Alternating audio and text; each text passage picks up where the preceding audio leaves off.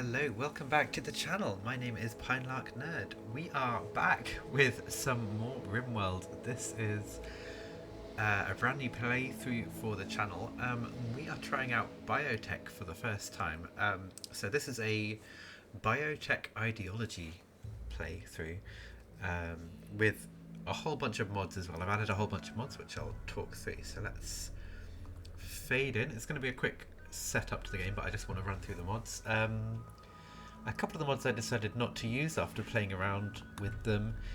Rimworld and Numbers. They both add a lot to the game, but they would both, like, Numbers was taking up a new spot at the bottom of the taskbar at the bottom, and Rimworld it's just too much for me. I might add it in if I'm like, oh, I could do with some more information, some more character info and stuff, but I'm kind of fine with the most of the vanilla HUD, basically, most of the vanilla UI. But the ones I am running, I'm running Rimworld, the Ideology DLC, and the Biotech DLC. We've got Harmony, Hugslib, and Vanilla Expanded Framework, which are just background mods, which allow other ones to work. We've got Geological Landforms, which adds so many, 44 landforms to the game. Really expands like the breadth of what maps can include. And related to that, biome transitions, which also relies on geological landforms, and it lets you have pretty much any tiles that are bordering other biomes. It will give this sort of transition between the two, so you get bits of desert on the side of other maps, grassy maps, and then forest and grass, and I don't know, all sorts, basically. Cliffs as well. So I think cliffs are in geological landforms, but it all takes it into account. They're by the same dev, I believe. And then because we're running those two, map preview is super handy. It means we can preview the tile we're about to land on before we drop down. And then I've kind of grouped these mods generally together. So non-binary gender, this is just having non-binary characters in the game, which we ran in our last playthrough. Just adds a bit of a variety. The pawn editor and the character editor, these both let us edit characters in the start of the game when we're setting up. I've already set up our characters for this playthrough and saved them, but not much really. I've not done a huge amount. I think I use the pawn editor rather than the character editor, but we'll load in what I've set up when we get going. P music, just for a bit more music variety in the game. Then our sort of color coding mods. We've got colorblind minerals. We had that before. Colored deep resources. So this just colors it when we're scanning for deep resources, so we can easily tell the difference. Don't have to scroll over and check if things are plasteel or uranium or gold or steel, whatever. Color-coded mood bar. In my test playthrough, I did enjoy this one. So this one I kind of added at the same time as Numbers and Rimworld, but it's the mood. I'm still getting to grips with noticing it, but it's very handy to have. Roof overlay we ran last time just shows overhead mountain and natural roof and constructed roof differently. Light map just is an overlay that shows light levels. Then we've got bionic icons. This is adding little different icons for various body parts, so that you can tell the difference at a glance. You don't have to click into them. Minify everything. We ran that last time. There's a chance I might disable it again, but we'll start off with it and see how we go. The allow tool, always run that for the allow everything and the harvest everything and the mining the vein that you're working on, all of these kind of things, just a little bit better than vanilla. Drag select, this lets you click down a list or hold down your mouse and select a whole bunch of things at the same time. Really handy in the trade menu and a few other menus. Better info cards. We can move info cards, have more than one on the screen, that kind of thing. Haven't really used it. We'll see if it comes in handy.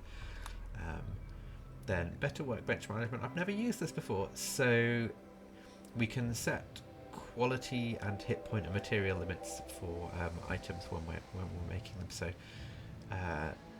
yeah, we'll see. We'll see if it's something we use, but it's in there. Um, it will just be in the background if I don't use it. So yeah. This quality of life, disable automatic supplies. If you watch my last playthrough, you'll know every time I sent out a caravan, I would immediately click to turn off automatic supplies. Like don't tell me what food and meds I need on the journey. Basically, I like to do that myself, so this is a handy mod for that. Pharmacist re-prescribe. This does add another bar at the taskbar at the bottom, and that's just to set different injuries for different meds. So bruises and things you can set separately from major injuries and from infections, and there's a couple more settings in there as well. So we'll have to configure that, I think, when we drop in. Then we've got some trader and visitor things. So trading spot just lets us put down a trading spot for traders to gather around. Trade ship drop spot similarly just tells us tells the trade ships where we want them to drop materials. And smarter visitors, this is a visitor spot, and there might be some other things in here, but I'm mainly using it for the visitor spot, so visitors don't gather outside the walls or just in silly locations basically, and we can tell them where to go. Then sort of these are like pawn behaviours, colonist behaviours. So auto cut blight just auto designates blight to be cut. Stop, drop and roll, slight game changing thing. It means people will stop where they are and put out fires if they are on fire, and not run around into the enemy and all sorts, which is just frustrating every time. So we'll see how it goes running that. Smarter construction just means the colonists will think about where they're building. They won't box themselves into corners when building a new building. Ugly together. Ugly colonists won't get social debuffs from each other. Beautiful outdoors. Colonists get a little beauty increase from trees and grass and things of nature, basically, which kind of is in keeping with the ideology and the theme that we will be going through in a little bit. Haul after slaughter. So this is just to make sure that colonists will carry the dead carcass back after they've slaughtered an animal. You don't end up with lots all around the place. So it kind of reflects what they would do when they're hunting.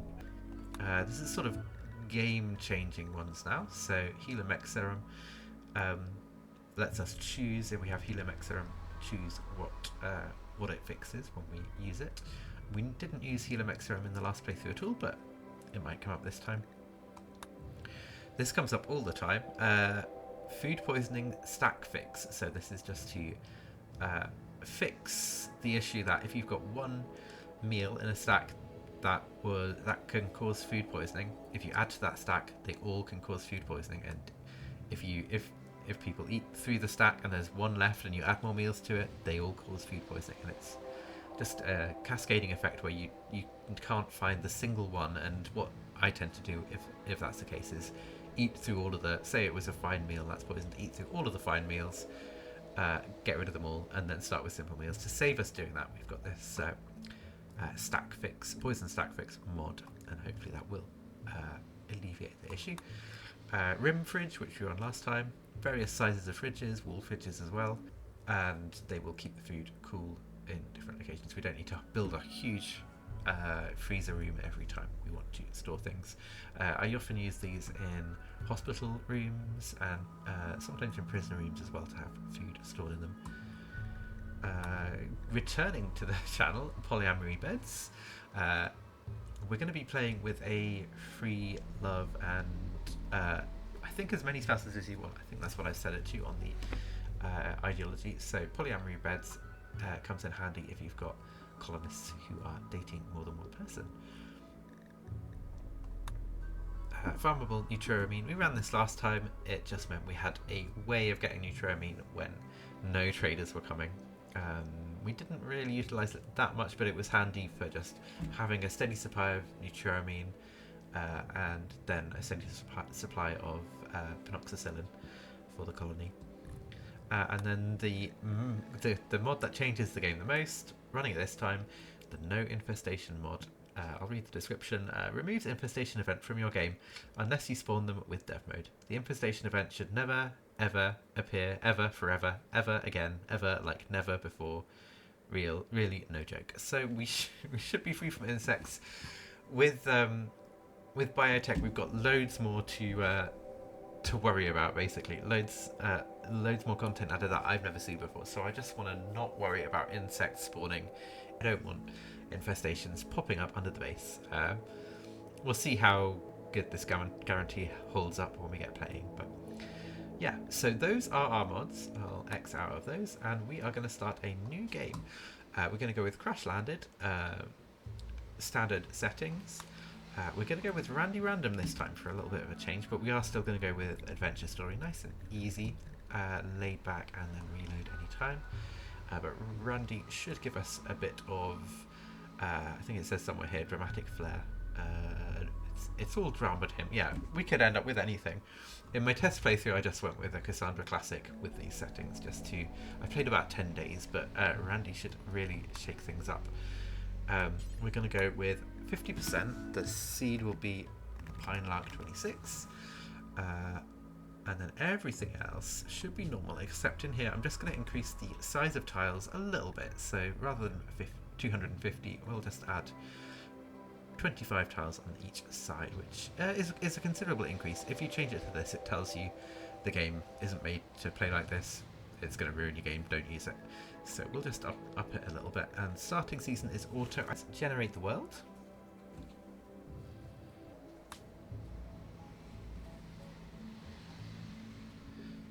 Okay, so where I'm thinking of, I basically want to do a tropical rainforest map. I've had a look at this in advance, and there is some nice tiles along here. So we're right sandwiched between this tropical swamp and the hills, basically. We've got some like big hill maps. This, if I open this up, you can see this is a crater map, for example. But there's a whole column of maps in here which are, they've got like cliffs on the right, some of them have caves, and then they've got this swampy biome mix. I thought about playing on a swamp map and instead decided I'm gonna go for one of these transition zones. So I quite like the look of that one. Looks easily defendable along the top, and then got some water here. This one's got caves to the right, open. There's a chance in the cave bit, in the cliffs on the right there, that there might be some hidden areas, but I'm not going to hover over them because it will spoil that if there is. Right, they're both year-round growing. I think it's going to be this one.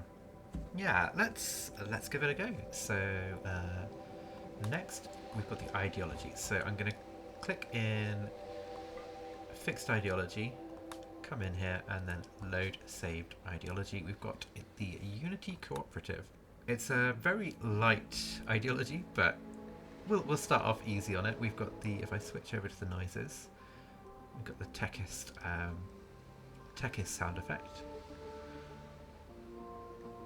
And we'll just pause that, go back to the title screen music. But yeah, individualist, we've got slavery disapproved, execution always abhorrent. We've got physical love is free and approved, diversity of thought is loved, meat eating is disapproved, so we're going to be mostly vegetarian. We can eat meat, there's abhorrent and horrible, we're just going for disapproved, which is -4 for mood to eating meat, -5 opinion of someone else for eating meat, and eating meat of any kind should be avoided.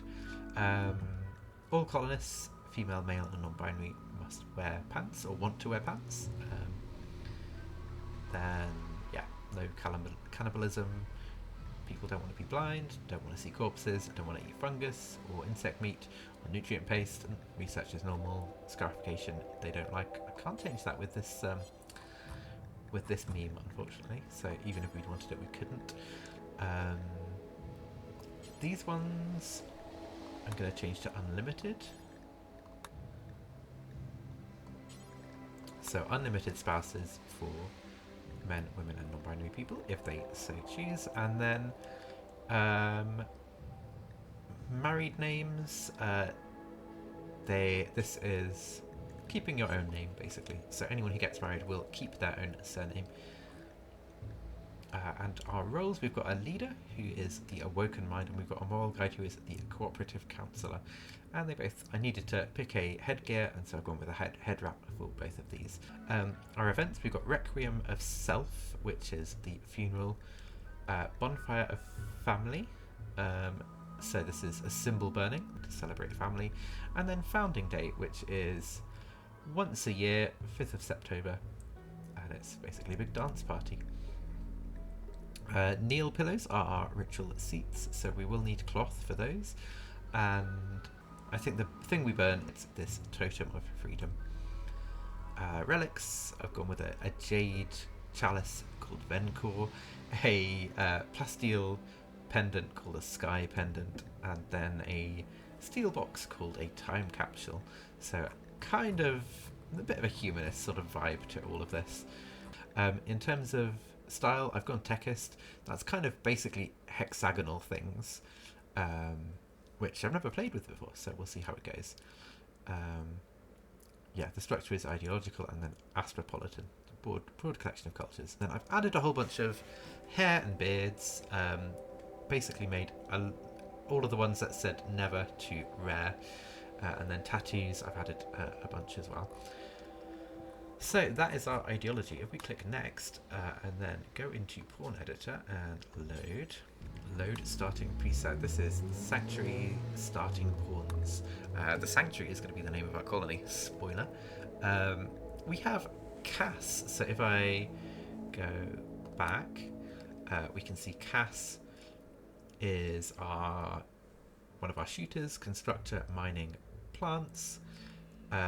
Comes with some ambrosia. I think that was because she had a ambrosia addiction, and I'd removed that. But yeah, I haven't done a lot of these. Were mostly clicking refresh, clicking randomize repeatedly until I got people I wanted, and then editing appearance, hair color, things like that. So yeah, that's Cass. She's bisexual and a careful shooter.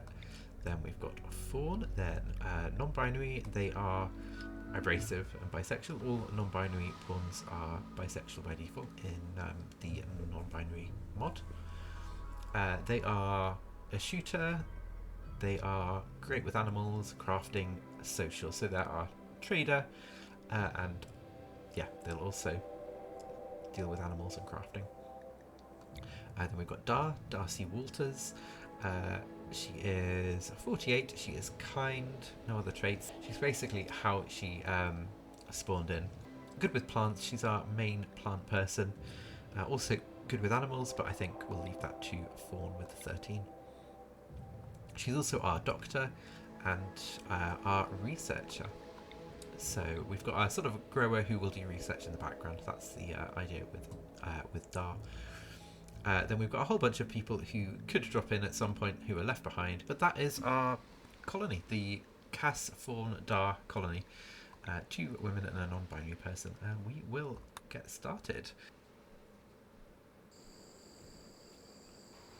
The 3 of you awake in your cryosleep sarcophagi to the sound of sirens and ripping metal. You barely get to the escape pods before the ship is torn apart. Sometime later, you land on this unknown Rimworld. As pieces of the shredded starship fall around you, you start making plans to survive. So,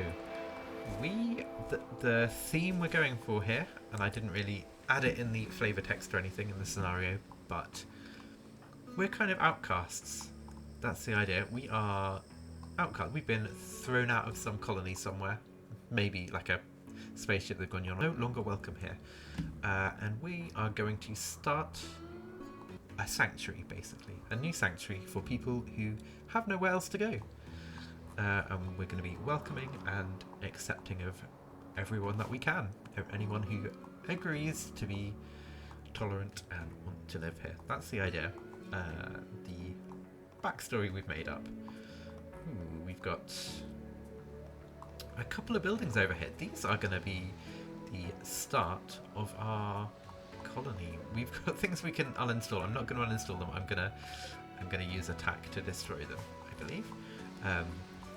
But let's start by going into orders and unforbidding everything on the map. We've got steel and wood. So how much steel? We've got 1,100 steel on the map and 70, and then we've got 300 wood, which is mostly here. There's some wood somewhere else down here, maybe. Yeah, there we go. So we have got Dar is going to take the knife.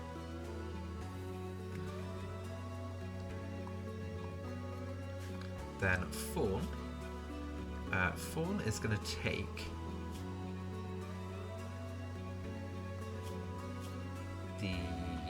the bolt action rifle and the plasteel flak helmet.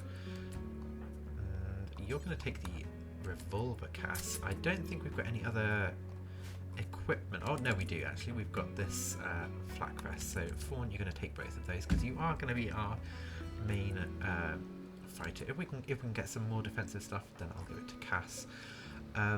In my test playthrough, I had Fawn wearing the flak pants, but they do not count as pants, annoyingly. So if I get Fawn to wear those, we'll double check that, but I'm pretty sure they still count as naked, which is not ideal. So yeah, we're going to come over here and haul some bits over here. I'm just going to temporarily put this here and get you to haul those, Dar. Cass, don't know what you're repairing up here, but you can haul some stuff. Yeah, so let's double check this. Yeah, uncovered groin from our ideology, which is frustrating. Oh, you haven't put the new ones on yet. Oh no, you are fine. Okay. So I will just urgently haul bits here that need to be urgently hauled. And if you've watched the previous playthrough, you know I'm a little bit micromanaging in this game, but we'll do our best not to overdo it. So I'm right away going to put a stockpile in here just temporarily. I think it's got the same settings anyway, but we'll do this and then get them hauling things. That will just get our food out of the way as a priority. So let's take a better look at this map. We've got a big cliff along the eastern side. We've got quite a lot of ancient ruins around, tanks and things, lots of weapons. We've got some elephants. Our dog is Tanner. Tanner also popped up in the test run. Same name, same breed of dog. So yeah, Labrador called Tanner. Also, I noticed that Tanner had a different master in the test playthrough. Maybe it was from renaming people, but your master is going to be Fawn because Fawn is the main animal handler. Once we've hauled these bits, we'll also get the silver with an urgent haul. Let's just check some schedules and stuff. So I'm gonna add in recreation for 2 hours here, and also for 2 hours in the morning once it's passed, and then work time will be all of this.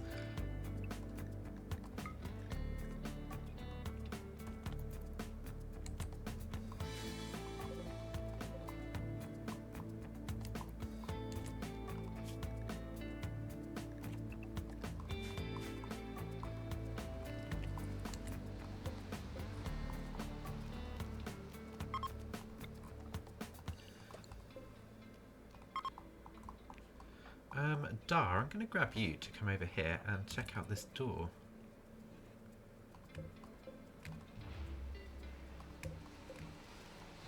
I'm not expecting anything in these rooms, but it would be handy to get in here and have a look.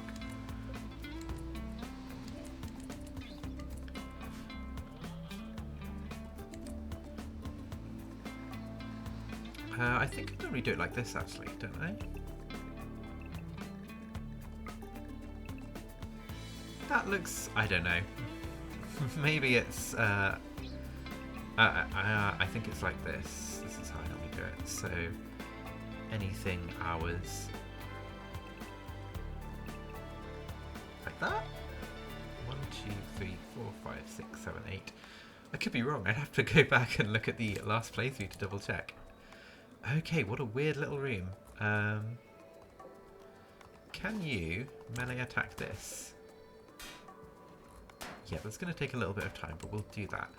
I also want to come in here and change this to herbal meds. And while we're at it, let's go into the pharmacy mod and set this up how I would like it. So I did play around a little bit and just have a look at what I wanted.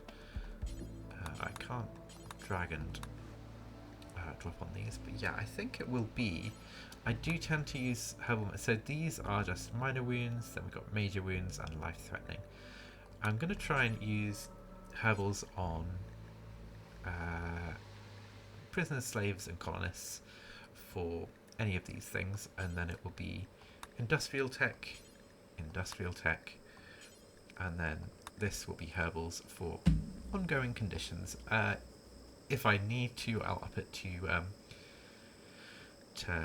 full meds, but basically operations and life-threatening will be these, and then tamed animals are going to be herbals. I don't really know what will be in other. It says guests and wildlife. Wildlife I don't want to use anything on, basically, but guests feels like it should be more like the colonists. So we'll set it to something like that. And then I'm just going to put the disease immunity threshold up to 15. So if it's within 15 points of the threshold, 15 percentage points, then they will treat it as life-threatening and use proper meds. Yeah, that's the setup for that.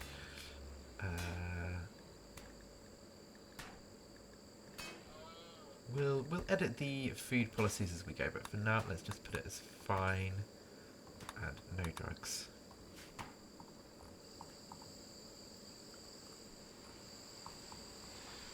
You're getting the silver, and then we've got some wood we can haul in as well. These don't need to all be hauled. We can turn off hauling on one of those.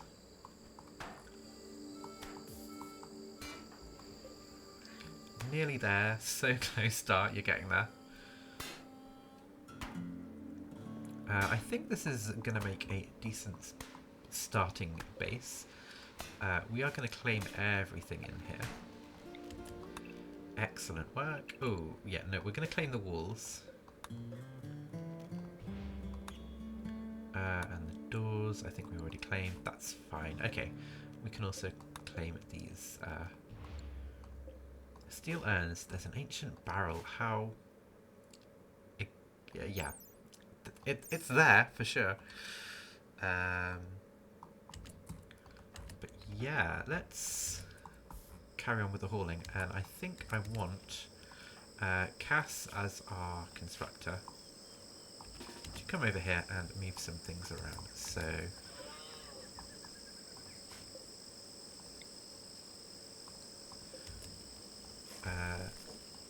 I'm just going to get you to move some of the... oh yeah, I need to claim these separately.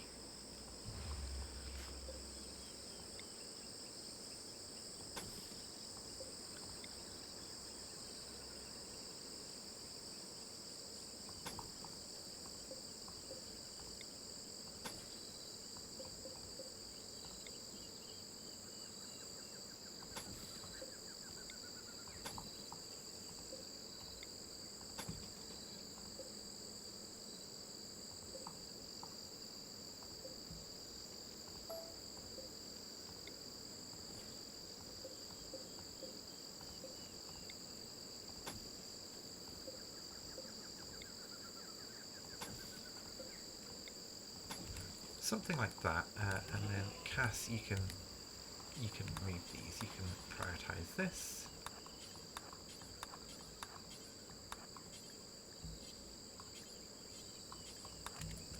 And then Dar, when you are done with that, I want you to come and chop this tree down. We are going to turn off the toggle home zone automatically. I don't think it will have set up a home zone. No, it already did. So let's turn all of that off and then just set it around the things that we want the home zone around, which will be this weirdly shaped structure for now. We'll reshape it as we want it. There's every chance it'll give us a warning about this tree.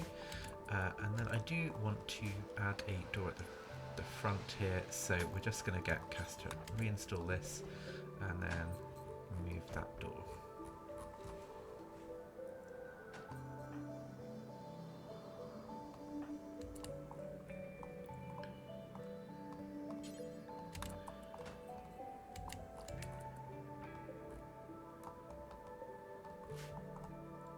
Wood left up there.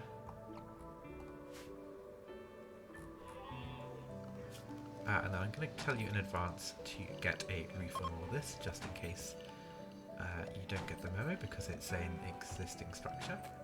There we go, you got the memo anyway.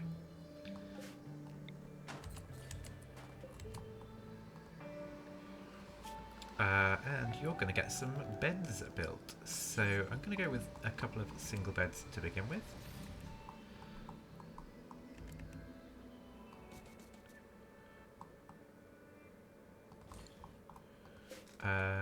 Yeah, let's get you through this door.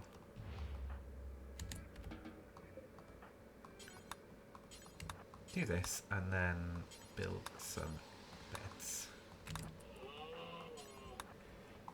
Oh, actually, Dar, you can do that tree. Sorry for changing you around. Fawn is going to be doing a lot of hauling to begin with. We will set up Tanner to be trained in hauling though, because that will help.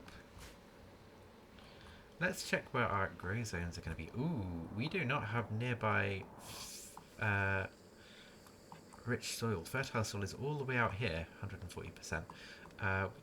We can plant some stuff in here, that's fine. Let's check where the wet patches are. That's a weird phrasing, but we've got marshy soil down here, which we can build wooden walls, and we just can't build stone walls or steel walls or anything. So we've got, yes, some big boggy patches. It's kind of a good mix. We've got this whole slither of the map, the majority of the middle of the map, that is normal soil that we can build on, and then just lots of thick, swampy looking land on the left fringe of the map. And then obviously the right hand side is looking very defensible at the moment. We'll see how we get on. You'd assume that raiders would come from the south or the north rather than try and trek across here, but they don't know it's a transition zone. The game hasn't set that for them, so yeah. Where is Dar? Dar is... Ooh, there's a couple of vegetarian packaged survival meals. Do you want to grab this one and then this one?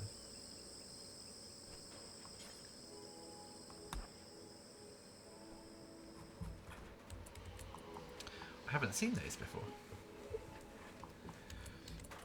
Okay, our roof is going on the bedrooms. Do you have enough? Yeah, you do have enough wood. Let's get these beds built. I need a dumping stockpile as well, so that can go up here. For now, clear all chunks, stone chunks, and slag.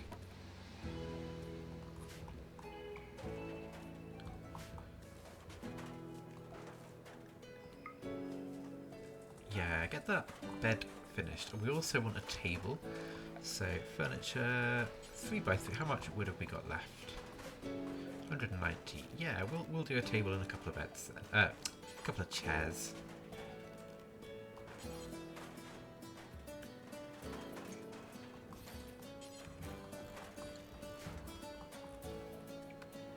basically, oh, there is a table already here, so I'm going to cancel that and just build some chairs against this table. Yeah, you're already cutting that sapling down.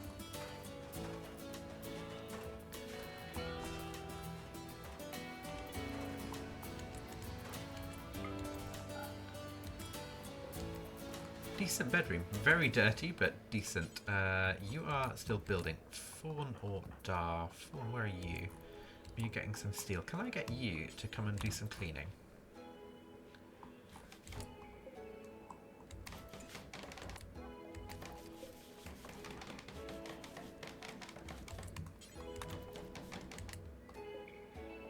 How is that looking now? Slightly dirty. Can I see where any of the dirt is the next question. No, but that's fine. That's a lot better. As soon as we've got one chair down, we can eat. So hopefully no one is hungry yet, or if you are, you've been eating. All good. Moods are looking decent, but it will be good to get this up. Temporarily, I'm going to put a torch lamp in here.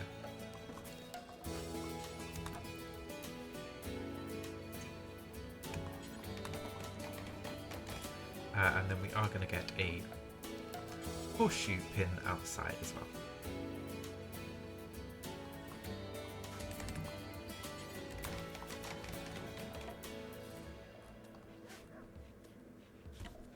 There we go. Immediately 3 people using a horseshoe pin. Thankfully, we've finally got something to relax. Tanner needs a sleeping spot as well. I'm gonna put you over here. I don't want to be holding that open. So Cass, can you just go here a sec, and then you can go to bed. There we go. That is our first day in Rimworld, our Biotech Ideology playthrough. Yeah, solid setup. Randy hasn't sent us anything so far, which means day 2 will probably be an eventful one. But as the colonists fall asleep, or wake up actually for their second day, I'm going to leave it there, and we will continue in the next episode. Thank you very much for watching. My name is PineLarkNerd. I occasionally stream on Twitch, twitch.tv/PineLarkNerd. You can go and give me a follow over there. Here on YouTube, these videos are going up interspersed with some map videos at the moment. We'll see what else we want to play soon, but yeah, videos are going up on the channel 3 times a week at the moment. You can also follow me on Instagram at PineLarkNerd. But for now, thank you very much for watching, and I will speak to you next time. Goodbye.